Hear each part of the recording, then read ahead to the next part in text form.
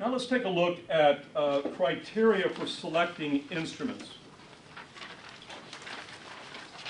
In general, and this is whether we're talking pre-offer or post-offer, you want to have adequate evidence of validity for selecting the applicant pool for which you're using the instrument, whether it's dispatchers or police officers or firefighters or other first responders. You want to rely upon instruments that are valid for the purpose for which you're using them. You also want to seek instruments that for which there is an absence of adverse impact unless you're able to demonstrate business necessity with respect to the dimension itself that is associated with the assessment. Do you have an example of that? No, because I try not to use, I think there's enough alternatives that I'm not going to rely upon the affirmative defense. I'm going to try to avoid the adverse impact to begin with. One example might be cognitive testing. I know some psychologists use paper pencil cognitive tests. I don't, because the adverse impact is significant. I instead use performance-based assessment, cognitive assessment tools. FACES test from the Wechsler memory scale, picture arrangement, picture completion from the Wechsler, digit span. They all have job-relevant elements to them, working memory tests for 911 dispatchers, but they don't produce adverse impact. Performance tests tend not to produce adverse impact, but paper-pencil tests do. So my personal approach is to avoid the use of paper-pencil tests for measuring cognitive, for predicting cognitive, largely IQ. But there are psychologists who do. They produce adverse impact, and you avoid the adverse impact outcome by not selecting on it and just reporting the information. That's the way some use it. I think that's how you use it, right? That's the way we prefer to do it, is to include a cognitive measure, really primarily the Wonderlic, and a number of us do that, and it's very effective. And anyway, if anybody wants anything at the break, I'd be happy to fill you in on what the details are. When you say it's effective, it's extremely effective in indicating who's going to succeed during the first year of probation. right? But you don't use it to make decisions. We don't make the selection decisions on the basis. We just, like you said, we report. You just tell them this person's stupid. Yeah, that's right. We tell them they're really stupid. No. The fact is that we added additional dimension to the post-10, too, actually. That's really not the 10 Commandments, the post-10, and they cut the cognitive part out because they have a post-cognitive test, which all the agencies use a low pass point, and so the people coming through get low scores on the cognitive test called the Wonderlic or any other cognitive test, and so they come in really unable to deal with the academy and the field training program. And we just tell them that you're going to require remediation and they may not make it. That's their choice. And in a rating system where we have A, B, C, C minus, D, and F, we can knock them down, still pass them, and they hire them, and they just turn out to be lousy when they get to the academy or FBA program. Right. So cognitive is, you have your position and we have ours, and that's. I think we're both trying to use cognitive measures in a way that doesn't produce adverse impact. Well, we are too, and that is. So that's why I said we're both trying to do that. We are, and the way we do it is if you don't really have adverse impact if you bracket the scores, or what the IO psychologists would call banding. In other words, anything on a Wonderlic is 20 is like 100 IQ, and the standard deviation is 5. And so anything from 20 and above is essentially a no problem issue. And if you get into the 16 through 19, we anticipate remedial retraining is going to be required. At 15 and below, we make them take it over again because they're dumb. And if it's repeated the second time around, we just tell them that they're probably not going to benefit from any remediation you give them. But those bands tend to wash out the actual statistical artifact of adverse impact. So there are plenty of ways to get around that. Your selection criteria include adequate evidence of validity for selecting the applicants, the absence of adverse impact unless able to demonstrate business necessity, that the selected scales or indices are sufficiently linked to the selection criteria.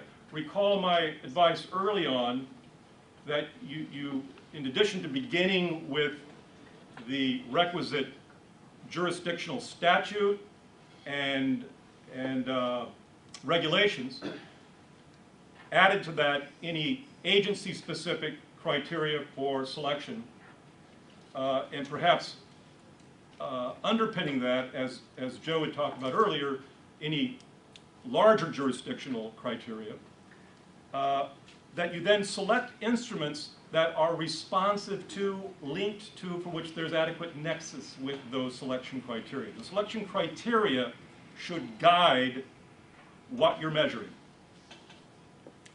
And then you want to make sure that whatever instrument you're using is legally phase appropriate. So at the pre-offer stage, you're using a proper instrument, and at the post-offer stage, you're free to have greater breadth. Is there a difference between police officer scores and just the general? Do we use norm scores, or is there? The question is there a difference in scores between community norms and police applicant or incumbent norms? The answer is yes. There's a significant difference. And one, in my opinion, should use both. Should look at both. You certainly want to compare them against the community to see, because that's the basis for which the original is usually interpreted, against the community norms. But you also want to have some understanding about how those scores compare to the applicant pool. And for example, how would we get those specific police scores for like the iPad or? The question is, how do you get the specific police norms? Well, it's a very good question.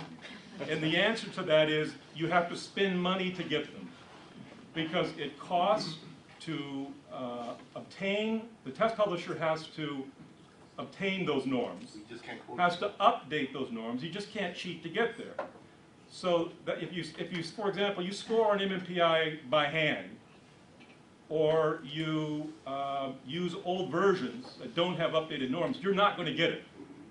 If you score a PAI using just the community norm method, you're not going to have the opportunity to compare it to police norms.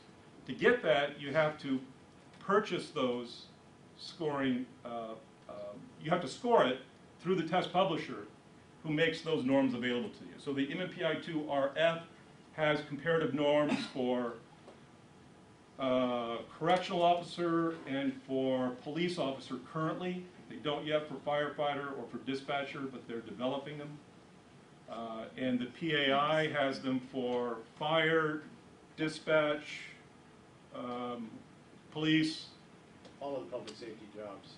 We have them for correction counselors, for corrections officers, for police officers, for dispatchers, and firefighters. All right, so all the public safety positions are represented in the Johnson-Roberts norms that include the CPI and the PAI and the STATSI? Yep. Okay. And I'm sure that's true for IPAT as well? 16 PF has police and fire. Okay. So the answer is yes, you do want to use applicant norms as well. Okay.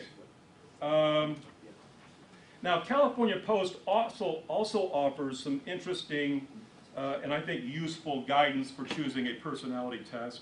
And it's contained in the pre-offer personality testing resource guide that I mentioned to you earlier that you can get online. And they advise that you should choose a testing company for which there is test publisher staff available for consultation. People who are knowledgeable about the test, who can help you work through specific interpretation challenges, perhaps where you have questions about the applicability of norms for a particular population, or where you have maybe a low base rate response. You want to choose an instrument for which there's updated norms and content. And if there are updated norms and content, you want to use the updated version, not using the old one. Where it is free of objectionable or unallowable test items, that is phase inappropriate items, even though the instrument itself may be phase appropriate. qualified to administer and interpret. That is, you have had proper training and education in interpreting, and administering and interpreting the instrument. Where there are test score, where the test score interpretation and uses are compatible for your use. So you want to have the an interpretation that can be useful to you in your selection. So if you're using a pre-offer test that measures dimensions that are not useful to you, or let me say it another way. I'm trying to think of an example of an interpretation that would be unuseful. It's not coming to me immediately, and I don't want to take too much time. Can anybody think of one where you have test interpretations? Well, like the MMPI, you can get an interpretive for an adult, clinical, or for like a child custody case or something like that. Good example. So, yeah. Good example. That wouldn't be useful to you. Yeah. Oh, sorry. Thank you. Sorry, San Diego. Yes. So it's like the MMPI. You could use a custody evaluation interpretation that isn't going to be useful to you in the application to public safety screening. Where you have good quality of technical information through a technical manual, and where there is a known history of test-related litigation, either the absence of or adequately resolved and documented test-related litigation. Those are useful criteria that POST describes in detail in their resource guide. So I advise you to download it. It's available free on their website, and I think it'll be useful to you.